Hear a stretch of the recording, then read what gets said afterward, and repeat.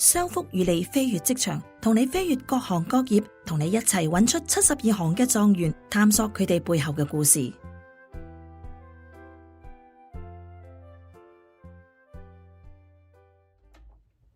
Hello， 大家好，商福與你飛越職場又同大家見面啦。今年呢，我哋個新嘅系列喎，咁啊訪問係72行，行行出狀元。究竟你識唔識晒所有行業呢？每個行業嘅特色係乜嘢呢？而佢嘅故事可能都好吸引你嘅。咁我哋今日呢，就請到Selina 啦，同埋 Vanessa 上嚟。咁Vanessa 可能呢你就未咁認識，Selina 呢就可能你認識佢，因為佢都喺華人特別係教會界呢，都好多佢嘅即係朋友啊，識得佢嘅人啊，因為佢哋咧係從事個好特別嘅行業嘅喎。係咯，係究竟咩行業咧？我咧就會叫我哋呢個行業做第73行。OK，好有興趣。咁咩叫第73行咧？係咪少人做嘅咧？而家呢個時代咧，可以話唔係少人做，只不過冇一個好正統嘅途徑去俾人哋去認識咁解啫。因為尤其是華人，始終都會有陣時咧，會有少少忌諱。一聽見你做殯儀服務咧，就有啲人咧就會好想知道，好有興趣；有啲人就會我真係咧好想入行，唔知點入行；有啲人就話得啦，唔使講啦咁，都呼之欲出啦。咁我哋今日嘅介紹嘉賓嘅行業咧，就係殯儀業。咁啊，今日好開心啦，有 Winnie 啦同我一齊去做主持嘅嚇。咁我哋就開始問下啲尖鋭問題咯噃。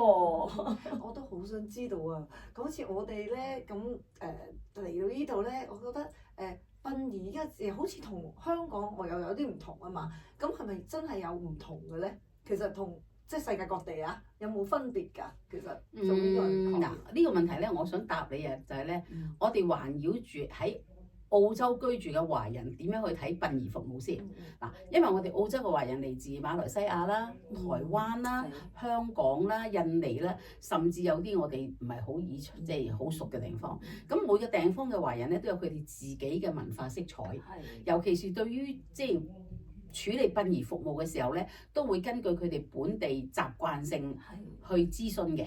咁但係喺澳洲咧就比較特別啲，因為我哋呢度咧多元文化，就算我哋華人都好啦，都有好多嚟自唔同文化背景嘅人。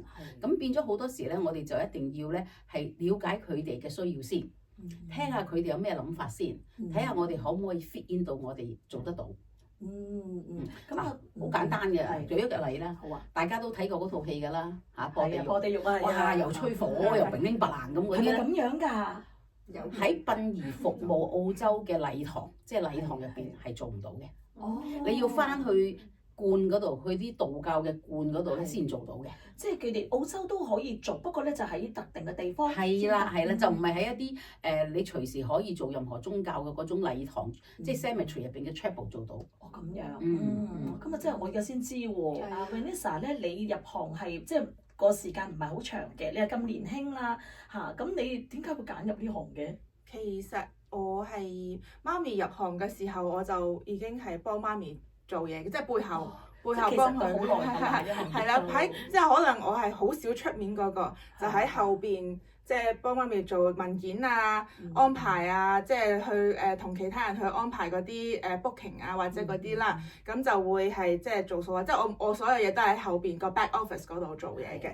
咁而媽咪就係喺個前線工作嘅人員啦，咁就特別係因為我咁後生，人哋見到我都對我冇乜信心，因為我試過有人咁樣同我講過㗎啦，你得唔得㗎？其實我入咗行20幾年㗎啦，咁然後佢哋就係咩㗎？我話係啊。開始咧，我都介紹我都以為你入咗行唔係好耐，因為年青啊，咁所以好容易嘅感覺咧，你應該唔會入行好耐啊咁。係，即係我就會即係喺前線就可以話唔係話冇媽咪咁耐，我就會喺後邊去安排啊、處理嗰啲所有嘅文件啊，或者係同務員去溝通啊，就比較耐啲。咁因為我自己本身即係我哋即係讀完大學就梗係都想去出去闖一闖下啦，咁然後先至覺得都係翻嚟去做呢一個行業，我覺得係比較有意義啦。咁然後我覺得係即係幫助到人呢一個係我覺得係最有即係satisfying 嘅一個部分咯，係咯。咁啊，Selina咧，你都做咗好多年㗎啦噃。我正式咧係由2000年開始打工開始。咁我喺打工嘅生涯做殯儀呢行咧，其實係一個即係好偶然嘅機會嚟嘅。因為大部分嘅華人，我相信大家都明白，即係初初嚟到澳洲，我1976年就嚟澳洲啦。咁初初嚟到嘅時候，都不離嗰幾個行業啊，做外賣檔啊，做三文治啊，做餐館啊咁樣，係啦。咁變咗我先生係一個廚師嚟嘅。咁我哋咧就經營飲食業咧都有成20幾年。咁一次因為身體唔好病，咁佢唔可以再繼續做廚師。咁我哋就決定咗不如唔做飲食啦，一來又辛苦啦，啲細蚊仔又細啦，咁我哋就賣晒啲生意。咁我就好偶然地覺得做啲咩好咧咁樣，咁就有個外籍朋友，我唔知點解，唔知係我個樣係即係似做殯儀服務啊，因為 whatever 我唔知。佢有一日就好認真同我講：你賣晒啲生意，2個細路仔仲要讀 private school 喎，你有咩打算？我話冇啊，諗緊啊咁。佢話：我介紹你做殯儀服務啊！我吓，唔好啩，我個人咁開心、咁開朗，凡事都咁正面，唔得㗎喎，我唔做得㗎喎。咁其實我個心裏邊咧有另外一個答案就係：哇！喺做咗呢啲，咪個個都離開晒我，係咪啊？六親係咪斷六親？唔好搞我啦咁。咁但係唔知點解佢喺好用心、好誠意鼓勵之下咧，我接受咗佢嘅建議，就係去見工。咁就加入咗呢個行業。咁我當年加入嘅行業嗰間公司係好大嘅，係全個澳洲係唯一咧係用全女性着白色衫戴紅色帽嘅公司。咁咧就好即係我覺得好驕傲啊！哇！我唯一嘅中國人，1001個中國人着起條制服，我即係自己覺得又唔後生啦已經嚇。我入行嘅時候40幾歲啊嘛，咁我就着起條制服，哇！唯一嘅中國人，我覺得好驕傲嘅嚇。咁喺我嘅即係打工嘅生涯嗰幾年咧，就有機會先再講啦嚇，血淚史嚟嘅。咁於是乎我就喺2007年咧，就正式決定咧自己創業。我覺得喺殯儀行業裏邊咧，即係我正話都講過啦，有好多唔同嚟自背景嘅中國人嘅文化唔一樣，信仰唔一樣。咁我哋咧要好有耐心去處理，同埋要好多人生嘅經驗去同佢哋一齊分享。咁所以我就決定咗自己創業。由07年到而家啦。做殯儀創業係有啲咩條件嘅咧？我想知係有好多架撐啊，好多人物啊，好多錢啊，點樣嘅咧？嗰啲咧樣樣都有啲需要嘅。其實最需要係你嘅愛心同你嘅堅忍。呢個係本性。係啦。嗱，你對人與人之間嘅關係基本有愛心先啦，即係我哋喺教會成日都講話同理心啦，呢個好緊要嘅，呢個係基本條件。咁然後跟住咧喺工作裏邊，你會有一啲特定嘅經驗嚇，例如我哋應該呢個 case 點樣做，嗰個 case 點樣，呢個係又要時間去 build up 嘅。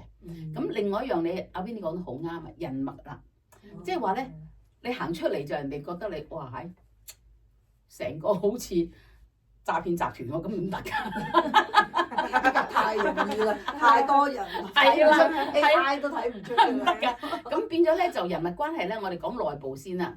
內部嘅人脈關係就係譬如同你一齊工作嘅務員嘅同事啦，揸車靈車嘅司機啦，或者喺太平間裏邊做化妝師嘅同事啦，即係各方面嘅人脈咧，你都要有一定嘅認知。咁你知道呢個 job 咧，呢個人真係會做得好啲嘅。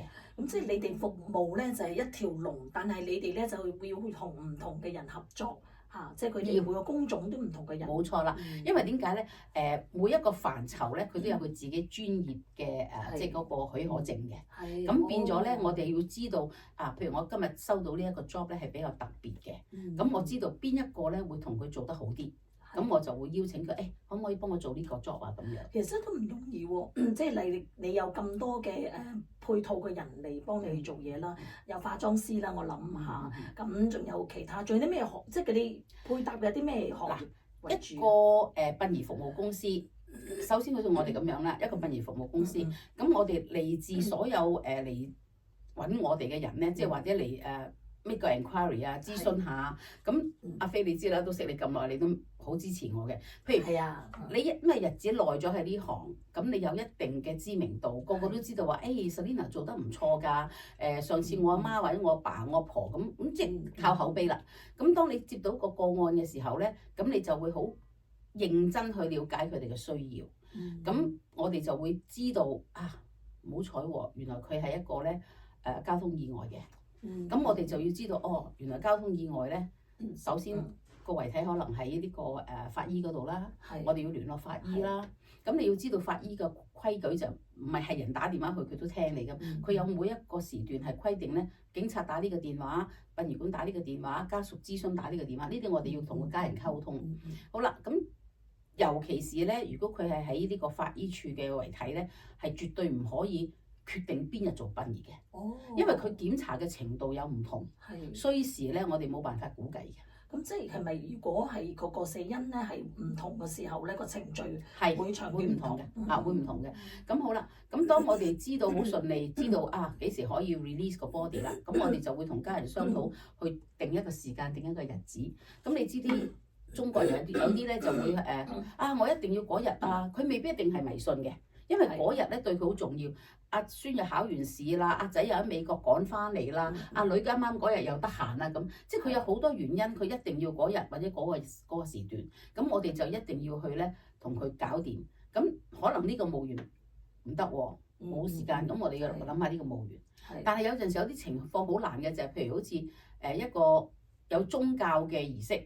宗教嘅領袖佢指定用嗰個，佢嗰日唔得閒喎。係咪啊？咁我哋又要就啦，即係一個 booking 可能咧，你要聯絡4-5個人。係。嗱，你要研究下屋企人方唔方便，研究下墓園咧得唔得閒。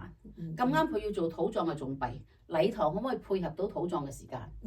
然後跟住佢嘅宗教領袖，可能神父，可能牧師，可能唔知邊個，佢嗰日話：喂，我淨係得嗰個得閒，即係嗰日咧就係得嗰啦。咁你淨係做 booking 咧都有好多即係手續嘅。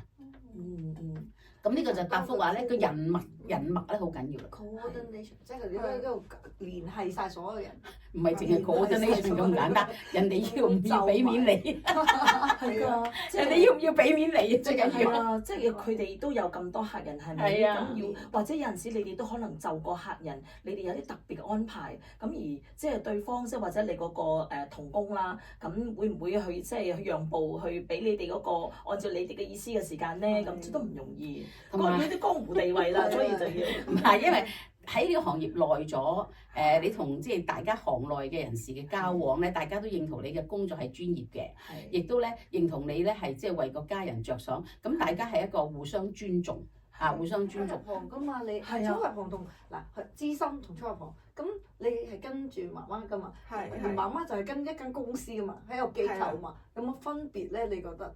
即係如果跟一個機構學嘢。個學機構同一個老本行嘅老行專係咪咁？係有冇分別嘅咧？係咪知得比人多嘅呢啲嘢？會嗌交得多啲。係即係大家都有做嘢嘅方式啊咁樣嘅。不過我諗即係媽咪所講嘅全部我都完全同意嘅，因為而家媽咪雖然即係退咗，但係有陣時都會即係開始一個 consultant， 即係俾意見俾我哋啊，教我哋點樣做得更好啊，咁樣即係。經驗係即係時間去累積落嚟嘅，咁而媽咪咧就喺後邊幫助我哋去明白有啲地方，因為始終即係佢係成日做前線嗰個啊嘛。咁喺我覺得我最大問題係揾人嘅時候，我係好夾硬嘅，好挑剔，因為我覺得媽咪第一樣嘢講就係一定有同理心啦。咁咧我係絕對係要揾一個係好小心嘅。因為我覺得喺呢一個行業咧，你錯咗一次咧，喺人哋嘅心裏面係永遠會留喺嗰度。係啊，因為始終即係啲家人都想即係做到最好，你只得嗰次機會，佢陪佢行最後一步。咁如果係當中出咗啲咩錯咧，咁佢哋可能會遺憾一生。係啊，所以我覺得除咗即係做嘢要小心，我哋會成日即係同屋企人不斷咁溝通啊，去再確認，因為有陣時可能我哋如果理解錯誤。而家係未做儀式之前，我哋 fix up 咗佢先，即係 make sure 我哋係有佢嘅正確嘅，佢想要點樣做，佢嘅需求係乜嘢，我哋咧係要再而再三咁樣去同佢確認，係啦，咁我哋先至咧去繼續做噶嘛。因為我覺得如果喺一個儀式有任何出錯咧，唔係單止對屋企人，對佢啲朋友，對啲人嚟到，佢哋都會覺得呢個即係唔舒服嘅感覺，所以我覺得係喺呢一方面咧，我對媽咪第一個 point 我好贊同嘅。特別喺揾一個人入去呢一行嘅時候，係需要啲人係細心，係啦，因為其實啲工作其實係好簡單。即係可能係你識得用電腦，你識得去打電話，你識同人講嘢冇問題嘅。但係你有冇呢個心？你小唔小心去做嘢處理？你會唔會喺個客嘅角度去諗？佢如果收到呢一個 email 或者收到呢啲信息嘅時候，佢會覺得點呢？即係呢啲要係你本身嘅性格啦，係會即係要識得係企喺人哋嗰個方面去諗呢一樣嘢咯。咁我想知咧，即係你咁年輕啦，咁而家咧就係擔正，以前就係幫媽咪仔喺後邊，而家你喺前線，咁你成個生意係你嘅，咁你對於呢個行業，即係你自己嘅睇法，點解你選擇入呢個行業？你可以選擇噶嘛，媽咪做開車，你可以唔做㗎，你可以做翻你自己其他嘅專業。咁但係點解你即係咁年青會願意做一行咁嘅行業啊？嗱，你俾咗我都唔夠膽嘅。我諗第一夠唔夠膽咧，就係因為我由細到大都係喺呢一行啦，見過遺體係啦，見慣就好似咧，棺木係一個家私對我嚟講。第二，如果我有其他同事啱啱入嚟呢一行，佢哋會有啲驚，因為未見過，唔習慣。或者對遺體嚟講，我對佢好，即係我哋細個媽咪就話你對佢好。佢就算翻嚟揾你，佢都係對你好嘅啫咁樣咁啊！咁又係喎咁，係咪嗰細路仔打強心針？係啊，由細到打開㗎啦，咁所以免疫咗。係啊，所以呢一個驚唔驚啊？都冇話驚唔驚嘅。咁點解會去入呢一行啦？咁我諗第一喺出邊，我覺得我本身係金融會計背景嘅，咁就讀完之後，即係覺得讀都咁辛苦啦，都出去試下做呢一份工啦。咁出去唔同嘅公司啊，即係去啲大公司去學下嘢啊，咁去做會計啊。咁我覺得做下即係啲上市公司或者做下政府嗰啲工，我都係覺得原來其實每日都係一樣嘅。每日做嘅嘢咧，每3個月又係做同一樣嘢。刻板啲。係啦，咁然後咧，每次同啲人見面咧，都係叫佢慳啲錢，叫佢唔好使費。你做咩使要咁多？慳啲係啦，慳啲。你做咩使咁多錢啊？你有咩根據？佢都係嗰幾個問題。咁到啲數字好悶咯。係啊，即係我覺得數字嚟講，我 OK 嘅，只不過每次都係重複，咁我覺得即係。最尾我即係去到一個某一個，係啊，我就覺得某一個點我會諗係啊，我做咩嘢咧？即係我有咩 meaning 咯？係咯 meaning 係咩？係啦，我即係俾咗咩價值人？係啊，我話我喺度做咩咧？咁我覺得我諗翻其實即係我會覺得神俾我哋嘅一生，我點樣去用我所識嘅嘢啦，喺呢一生裡面啦。因為其實人生好短暫，咁我就覺得喺呢一個方面我就。同媽咪有陣時傾下啦，咁我覺得做翻呢行雖然係好辛苦，雖然人工唔高，但係咧我覺得係一個幫到人嘅時候，我覺得呢一個係買唔到嘅。呢個好，即係正就係我哋飛越職場咧，想去即係一個同聽眾啦。咁我哋都鼓勵喺職場裏邊咧，唔係淨係一個工作，即係唔係 just by doing，而係即係你自己就已經係一個使命。即係當你見到啲最憂傷嘅人喺度嘅時候，即係你會諗到點樣幫佢咧。咁你工作在你嚟講已經唔係話賺錢嘅工具，已經係深層嘅意思。咁 Vanessa 即係你即係如果係即係面對呢個行業咁好多挑戰啊，其實你自己有冇信心再繼續落去啊？